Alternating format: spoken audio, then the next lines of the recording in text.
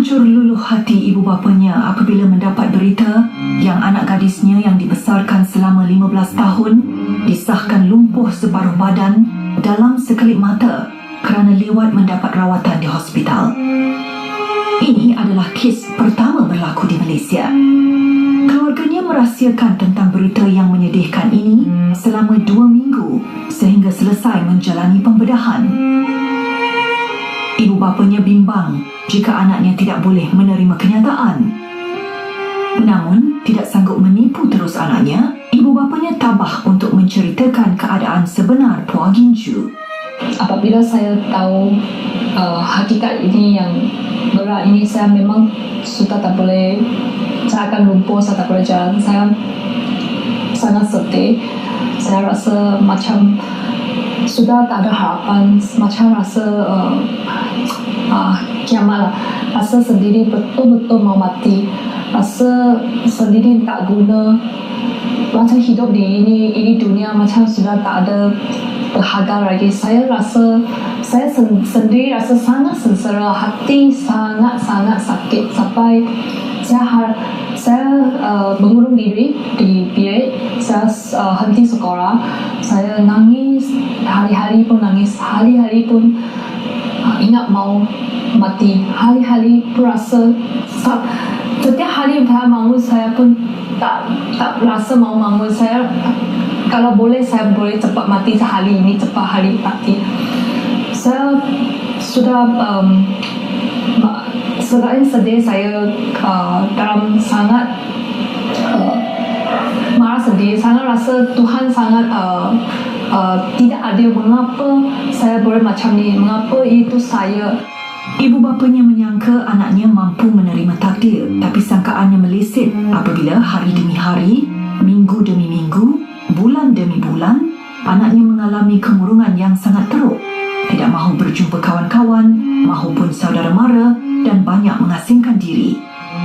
Perasaan malu kepada rakan-rakannya menyebabkan Puah Gincu tidak pergi ke sekolah. Puah Gincu merasakan masa depannya telah pun musnah akibat kecacatan yang dialaminya. Tapi dia pun banyak penat. Saya tengok sekali dia tak boleh jalan, semua tak boleh. Saya banyak sakit. Kecil dia semua boleh sekolah, main apa semua boleh, sampai baru tak boleh jalan. Lagi waktu itu kan tak tahu jaga sendiri, ada luka. Saya perlu baring di katil. Selain daripada pergi mandi, saya lebih kurang 6 bulan saya perlu baring di katil. Itu adalah ada luka, luka tak boleh sembuh. So saya selain perlu terima saya tak boleh jalan lagi, perlu terima semua segalanya. Saya tak boleh jaga sendiri, saya perlu mak tolong mandikan semua. Saya rasa betul-betul sendiri lebih baik mandi. Kemurungan yang berpanjangan menyebabkan Puah Gincu hilang pertimbangan diri hingga sanggup untuk membunuh diri dengan menurih tangannya menggunakan pisau.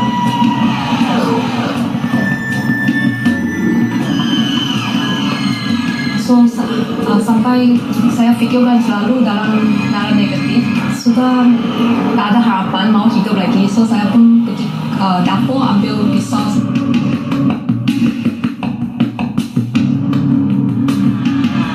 Kerana berputus asa untuk meneruskan hidup, Puah Gincu tekad untuk membunuh diri. Waktu saya potong, itu sudah darah sudah mengalir. Memang saya tengok darah mengalir, tapi saya langsung tak rasa sakit. Itu sudah rumah banyak besar. Saya sudah memang tunggu saya punya hayat mati saja. Adiknya yang ketika itu ada di rumah sempat menyelamatkan Puah Gincu yang telah terbaring berlumuran darah di dapur. Tuhan sayang saya lagi, masih bagi saya peluang untuk hidup lagi. So saya punya adik perempuan nampak saya cepat, saya nampak saya di dapur cepat dia jerit. So keluarga pun cepat hantar saya pergi hospital untuk jahit. So selamatkan saya. Saya sejak itu saya memang rasa rasa terima kasih kerana Tuhan bagi saya peluang hidup lagi. So saya pun mula menghargai saya sendiri.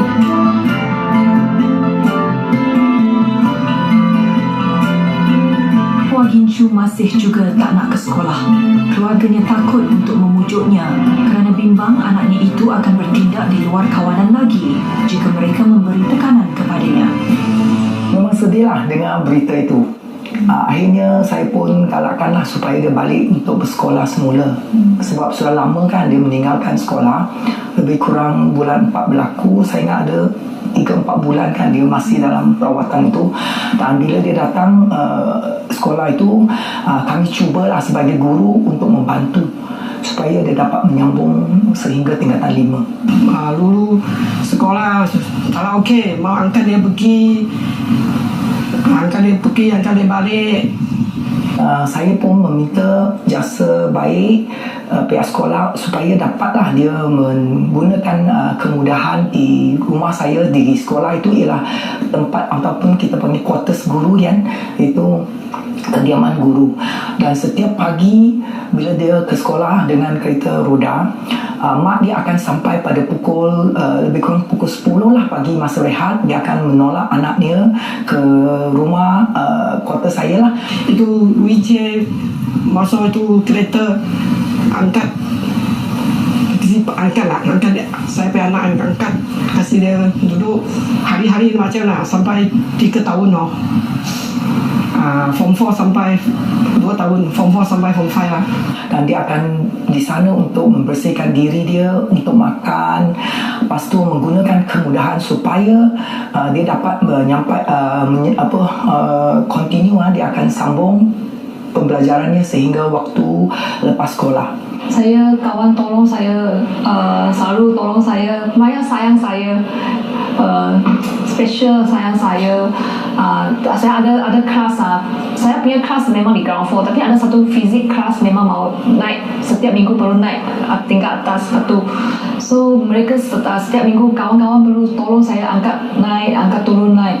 So saya memang merasa grateful that saya ada kawan-kawan yang boleh banyak tolong saya, banyak terima saya, banyak sayang saya. Mereka pun ada meraihkan hari jadi kepada saya. Sangat selalu ada datang rumah teman saya.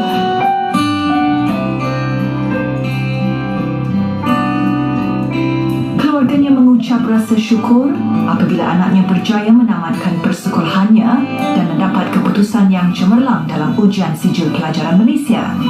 Tetapi tidak menyangka anak mereka itu tidak mahu melanjutkan pelajarannya ke peringkat universiti.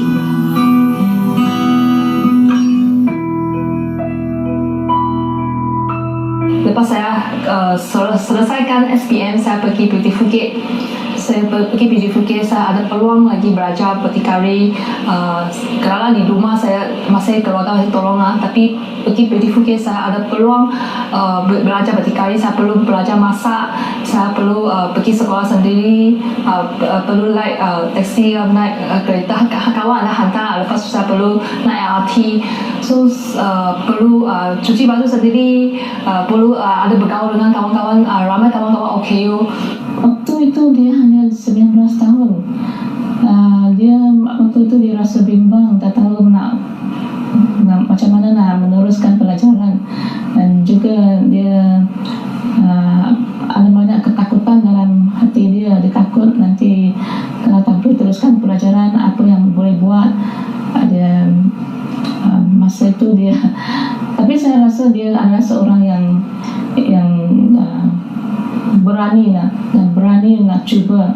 Dia nak datang ke Beautiful Gate adalah satu tempat yang baru untuk dia. Di kampus saya hanya satu orang disabled saja. So saya macam rasa saya sendiri saja paling kesian. Saya satu orang saja. Saya tak ada orang macam tak nampak ada kawan-kawan OKU. Tapi saya pergi Beautiful Gate kan, saya ada nampak kawan-kawan ada tangan saja tak boleh gerak. Dia guna motorized wheelchair, tapi dia boleh masak, boleh hidup lagi berdikari. Bila kita mulakan Beautiful Gate, kita hanya fikirkan beri counseling kepada mereka yang berada di rumah dan di hospital. Tapi lepas beri lawatan kepada mereka saya rasa mereka perlukan satu tempat untuk mereka keluar dari rumah, dan tinggal di satu tempat yang mesra OKU. Sebab kat rumah, biasa kat rumah pun tak ada mesra OKU. Pergi tandas pun kena panggil orang lain yang tolong, panggil ibu bapa atau panggil abang atau kakak untuk tolong mereka pergi ke tandas. Ini akan menjadikan mereka tak ada confidence on themselves. The Beautiful Gates menyediakan banyak kursus yang boleh dipelajari oleh orang kurang upaya OKU. Antaranya kursus komputer, kursus menjahit, kursus arca seni dan gubahan bunga. Di sini, Puan Ginju rasa lebih bersemangat kerana ramai kawan-kawan yang sering memotivasikan dirinya untuk tidak berputus asa dengan nasib yang dilaluinya. Puan Ginju dapat melihat ada orang kurang upaya lain yang lebih teruk berbanding dirinya. Puan Ginju bersyukur kepada Tuhan